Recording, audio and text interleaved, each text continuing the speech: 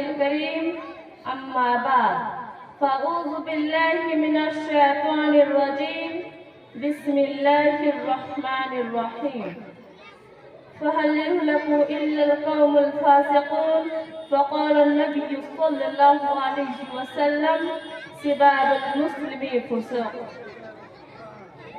صدر مجلس استاد محترم اور میرے اسلامی بھائیوں، آج کی اس پرنقبت میں جس موضوع پر لب کو شائع کرنا چاہتی ہوں وہ ہے گالی ایک خطرناک گناہ۔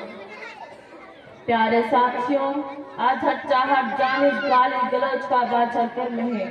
چھوٹا بڑے کو اور بڑا چھوٹے کو گالیاں دے رہا ہے، اور بے غیرتی کی انتہا ہے کہ گالی دیتے وقت ماں بہن کو زیادہ نشانہ بنایا جاتا ہے، اور گالی سننے والے بھی مسکراتے ہوئے ہنسی خوشی گالیاں قبول کر لیتے ہیں کہ چلو میرے دوست ہی نے تو گالی دی ہے۔ گویا لوگوں کو گالی دینے اور سننے کی عادت ہو چکی ہے اور احساس گناہ ختم ہو چکا ہے، حالانکہ کسی بھی حالت میں کسی کو گالی دینا خطرناک گناہ ہے۔ میرے بھائیوں، آئیے دیکھیں کہ گالی کہتے ہیں کسے۔ اردو لغت کے مطابق گالی فحش گوئی، بد زبانی، گردی اور بے خدا بات کو کہتے ہیں۔ اسی طرح آئے جو الزام تراشی اور لعن طعن وغیرہ ایسے گالی کے مفہوم میں شامل ہے۔ میرے اسلامی بھائیوں، آئیے دیکھتے ہیں کہ مذہب اسلام نے گالی دینے والے کے بارے میں کیا کہا ہے۔ چنانچہ اللہ کے نبی صلی اللہ علیہ وسلم فرماتے ہیں سباب المسلم فسوق، مسلمان کو گالی دینا فسق یعنی گناہ ہے۔ اس حدیث کا مطلب یہ ہے کہ مسلمان کا گالی دینا یا مسلمان کو گالی دینا یہ دونوں فسق میں شامل ہے، اور فاسق کے بارے میں قرآن کا فیصلہ ہے۔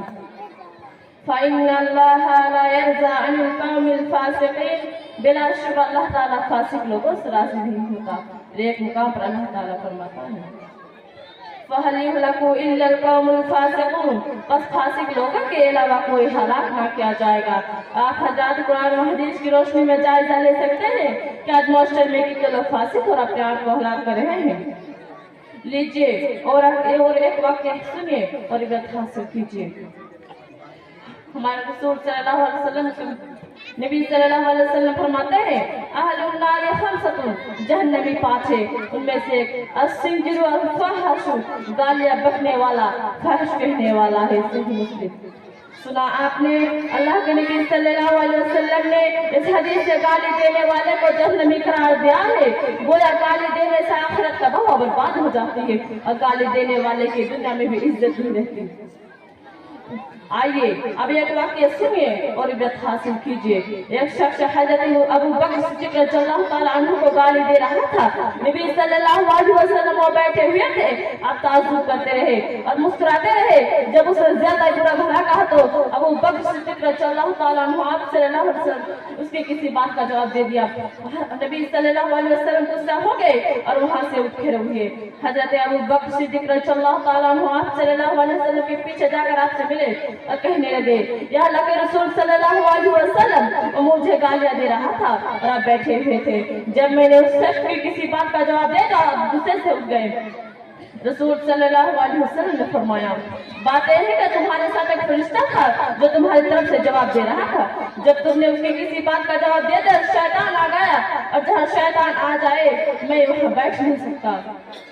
معزز حضرات، اس واقعے سے معلوم ہوا کہ اگر کسی سے گفتگو ہو جائے، گالی گلوچ پر اتار آئے تو ایسی صورت میں اس کی گالی کا جواب گالی میں نہیں دینا چاہیے بلکہ خاموشی اختیار کر لینی چاہیے، کیونکہ معاشرے میں دیکھا جاتا ہے کہ اکثر اختلاف اور لڑائی جھگڑے کا آغاز گالی سے ہوتا ہے۔